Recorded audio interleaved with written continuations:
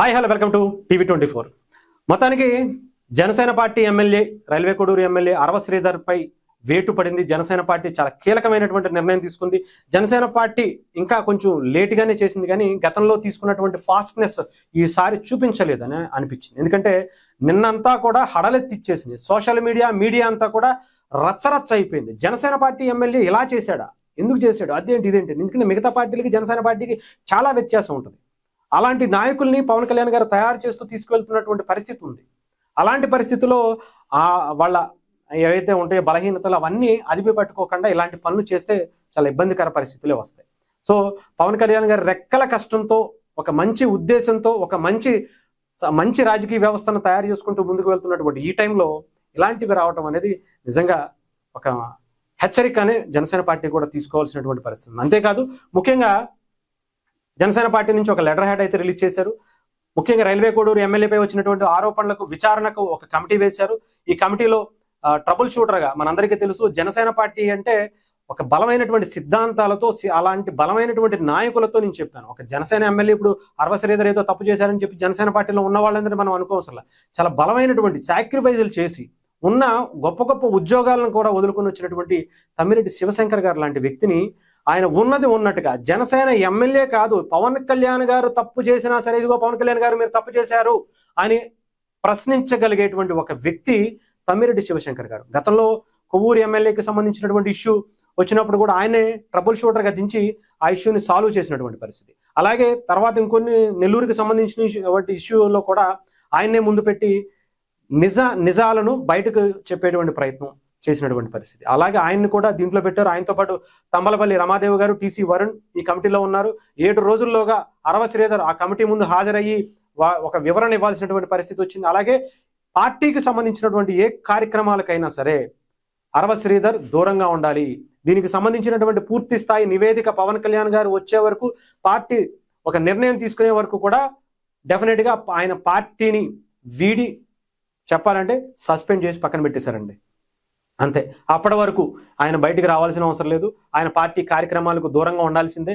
ఎక్కడా కూడా ఆయన జనసేన అని చెప్పుకోవడానికి కానీ జనసేనకు సంబంధించినటువంటి కార్యక్రమాలకు వెళ్ళకూడదు అనేటువంటిది ఇక్కడ క్లారిటీగా వచ్చేసింది. అంతేకాదు, ఇక్కడ అవసరమైతే పార్టీ నుంచి నిర్దాక్షిణంగా బయటకు గెంటేయచ్చు. అంత బలమైనటువంటి పవన్ కళ్యాణ్ గారి సిద్ధాంతాలు. ఒక్కసారి మీకు బ్యాక్ ఎండ్ ఒక్కసారి చెప్తా. కిరణ్ రాయల్ గారి ఇష్యూ సోషల్ మీడియాలో వీటిలో వైరల్ అవుతుంది అనేటువంటి పరిస్థితి, జస్ట్ వస్తుంది అనేటువంటి వివరణ కన్నా ముందే ఆయన పార్టీ నుంచి సస్పెండ్ చేశారు. మీడియా కన్నా ముందే పార్టీ నుంచి సస్పెండ్ చేశారు. ఆ తర్వాత మనకి వినుత కోటా గారికి సంబంధించినటువంటి హత్యాయుద్ధం కేసు గురించి మనకు తెలుసు. ఆ టైంలో కూడా చాలా క్లారిటీగా మీడియా కన్నా ముందే పార్టీ నుంచి సస్పెండ్ చేసినటువంటి పరిస్థితి. ఆ తర్వాత ఇంకా చాలానే ఉన్నాయి అనుకోండి. ఆఖరికి మనం కొవ్వూరికి సంబంధించినటువంటి ఎమ్మెల్యే ఇష్యూ కావచ్చు, జానీ మాస్టర్కి సంబంధించినటువంటి ఇష్యూ కావచ్చు, నిర్దాక్షిణ్యంగా పార్టీ నుంచి గెంటేశారు. పార్టీ నుంచి సస్పెండ్ చేసి పక్కన పడేశారు. అంతే. వాళ్ళు ఇప్పటికీ కొంతమంది అయితే పార్టీకి సంబంధించి ఒక కొవ్వూరు ఎమ్మెల్యే మీద ఆ కమిటీ వచ్చినటువంటి దాని మీద ఉంది తప్ప మిగతా అన్నిటి మీద కూడా ఎవరు ఇంకా పార్టీకి పూర్తి స్థాయిలో అందుబాటులోకి రానటువంటి పరిస్థితి. అంటే ఆ సస్పెండ్ని ఎత్తనటువంటి పరిస్థితి కనిపించింది. అంతా నిక్కచ్చిగా ఉంటారు. మిగతా పార్టీల సంగతి మీకు ఒక్కసారి అది కూడా చెప్పేటువంటి ప్రయత్నం చేస్తారు. వైఎస్ఆర్సీపీలో ఒక ఎంపీ గంటల మాధవ్ గారు ఎంపీగా ఉన్నటువంటి, అంటే ఆయన గోరుంట్ల మాధవ్ అనుకుంటా, బట్ గంటల మాధవ్ గారు చాలా ఫేమస్ ఆయన. అలాంటి వ్యక్తి కూడా, అంటే ఒక ఎంపీ, ఒక పార్లమెంట్ సభ్యుడు చాలా గొప్పగా దేశంకి ఏదో చేస్తాడు, ప్రశ్నిస్తాడు అని చెప్పి పార్లమెంట్ చూస్తూ ఉంటుంది. ఒక రాష్ట్రానికి సంబంధించినటువంటి ఎంపీ దేశం మొత్తం హల్చలైపోయాడు. చెప్పాలంటే భారతదేశానికి సంబంధించినటువంటి ఒక ఎంపీ పార్లమెంట్ సభ్యుడు ప్రపంచం అంతా గుడ్డలోడ తీసుకుని ఉంచోబెట్టినటువంటి పరిస్థితి కనిపించింది. అలాంటి వ్యక్తి. మరి ఆ తర్వాత ఇంకొక మంత్రి అవంతి శ్రీనివాస్ గారు కూడా, ఆయన కూడా న్యూడ్ వీడియోస్. ఇంకొక ఎమ్మెల్సీ దళితుడిని చంపి డోర్ డెలివరీ చేసినటువంటి ఎమ్మెల్సీగా చరిత్రలో నిలిచారు. ఆయన్ని అప్పుడు సస్పెండ్ చేయాల. ఆ తర్వాత ఆయనకు సంబంధించినటువంటి న్యూడ్ వీడియోస్ వచ్చినప్పుడు కూడా పార్టీ నుంచి సస్పెండ్ చేయాల. ఆ తర్వాత నుంచి మనకు తెలుసు గంట అరగంట కావచ్చు, సంజనా సుకన్యాలు కావచ్చు, చాలానే ఉన్నాయి అనుకోండి. ఎప్పుడు కూడా పార్టీ నుంచి సస్పెండ్ చేయాల. పైగా వాళ్ళకి ఎమ్మెల్యే సీట్లు ఇచ్చి ముందుండి సౌమ్యుడు మంచివాడు అని చెప్పి ఎమ్మెల్యే సీట్లు ఇచ్చి ఆయన్ని ఎలక్షన్స్లో నించోబెట్టినటువంటి పరిస్థితి కూడా కనిపించింది. ఒక గోరుంట్ల మాధవ్ గారికి అనుకుంటే ఇవ్వలేదు, ఎందుకంటే ఆయన మీద కంప్లీట్గా నెగిటివ్ వచ్చేసింది. మిగతా వాళ్ళ మీద కూడా వచ్చింది, బట్ వాళ్ళని వదులుకోలేకపోయారు. ఆఖరికి మన దువ్వాడ గారు కావచ్చు, వాళ్ళ మీద గతంలో వచ్చినటువంటి అన్ని అప్పుడు కూడా ఎప్పుడు సస్పెండ్ చేయలేదు. తర్వాత ఏదో అక్కడ ఉన్నటువంటి ఇంటర్నల్ గా వేరే నాయకులకి ఆయనకి పడగట్లేదు, ఈయనకి తగ్గించేయడం ఇంకా అవసరం లేదు, ఈయనకి అంత పట్టు లేదు అనుకున్నటువంటి టైంలోనే ఆయన పార్టీ నుంచి సస్పెండ్ చేశారు తప్ప అసలు విషయం మీద అయితే సస్పెండ్ చేయలే. ఎలాంటి చరిత్ర అనమాట. ఇక్కడ జనసేనకు వచ్చేటప్పటికి ఎవరు ఎలాంటి ఆరోపణ అయినా రానుంది నిర్దాక్షిణ్యంగా. మీకు ఒక చిన్న ఎగ్జాంపుల్ చెప్తా. కృష్ణా జిల్లాకి సంబంధించి ఉమ్మడి కృష్ణా జిల్లాలో ఒక సంక్రాంతి సంబరాల్లో ఒక సైకిల్ స్టాండ్ కి సంబంధించి ఒక అతను జనసేన జెండా పెట్టుకున్నాడని నిర్దాక్షిణ్యంగా పార్టీ నుంచి గెంటేశారు. అంతా సిన్సియర్గా చాలా జాగ్రత్తగా ఉంటారు జనసేన పార్టీ. బట్ తప్పు అయితే జరిగింది. ఇక్కడ శ్రీధర్ గారు అనేటువంటి వ్యక్తి నేనేదో పెద్ద ఉత్తముడు అని చెప్పట్లా.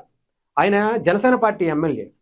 అవతల ఎన్నైనా తప్పులు జరగనున్నా ఆవిడ ఎవరైనా సరే కుట్ర పన్ను ఉండి స్కెచ్ అయినా ఉండి ఇంకోటి చేయను ఉండి ఈయన చేసిన తప్పే. ఈయన అన్ని అదుపు పట్టుకుని ఉండాల్సినటువంటి పరిస్థితి ఉంది.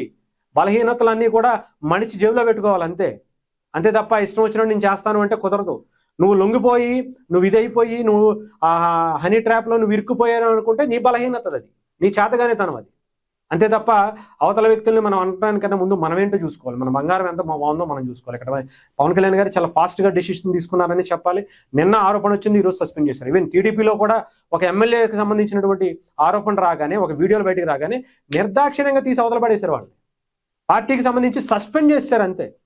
అదే పరిస్థితి ఇప్పుడు కూడా ఉంది.